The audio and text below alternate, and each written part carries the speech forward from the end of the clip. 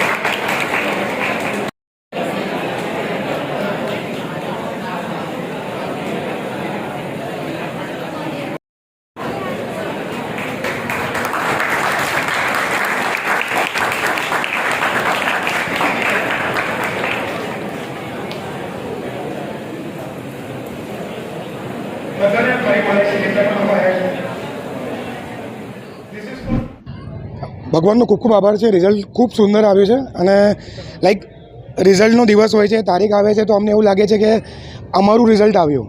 બધા ટીચર્સને એવું લાગતું હોય છે કે આજે આપણું રિઝલ્ટ છે, કેમ કે આખું વર્ષ શિક્ષકો દ્વારા જે મહેનત કરાવવામાં આવતી હોય છે, ટેસ્ટ લેવામાં આવે છે, રિવિઝન કરાવવામાં આવે છે. અને તમે ખાસ કરીને ડિજિટલ યુગની વાત કરી તો લાસ્ટમાં અમને એવું યાદ છે કે છેલ્લા 1 મહિના માટે અમે એપ થ્રુ બાળકોને ઓનલાઈન રિવિઝન પણ કરાવતા હતા, જેથી કરીને બાળકો ફાઇનલ તૈયારી એમની ઘરે બેસીને પણ બહુ સારી રીતે રિવાઇઝ કરી શકે. અને આજે વડોદરામાં હાઈએસ્ટ A1 છે અત્યાર સુધીના આંકડા પ્રમાણે અમને એવું લાગે છે. We are not sure, evening સુધીમાં ખબર પડી જશે. અને બરોડા ફર્સ્ટ રેન્ક પણ કન્ઝિક્યુટિવ સેકન્ડ યરમાં આવ્યો એવું લાગી રહ્યું છે. એ પણ સાંજ સુધીમાં બીજા બધા આંકડા આવે ત્યારે ખબર પડી જશે. અચ્છા, ત્યાં ખાસ કરીને વાત કરીએ તો શાળાનો જે છેલ્લો પડાવ છે તે 12મી છે, ત્યારબાદ અમે પ્રોફેશનલ એજ્યુકેશન તરફ તે લોકો આગળ વધશે, પોતપોતાની સ્ટ્રીમ લેશે. હોલિસ્ટિક ડેવલપમેન્ટ માટે શું બહુ જરૂરી છે? તમે જે સવાલ પૂછ્યો એના માટે કે આજે ઘણા બધી ડાયવર્સ ફિલ્ડ છે 12th કોમર્સ પછી. Student CA, CMA, ACCA, CPA, CFA, પછી લો, BCom, BBA, BCA, BA, આટલા બધા ઓપ્શન છે કોમર્સ પછી. અને એ બધા કેસમાં બહુ ઇમ્પોર્ટન્ટ છે કે બાળકનું 360 ડિગ્રી ગ્રોથ થાય.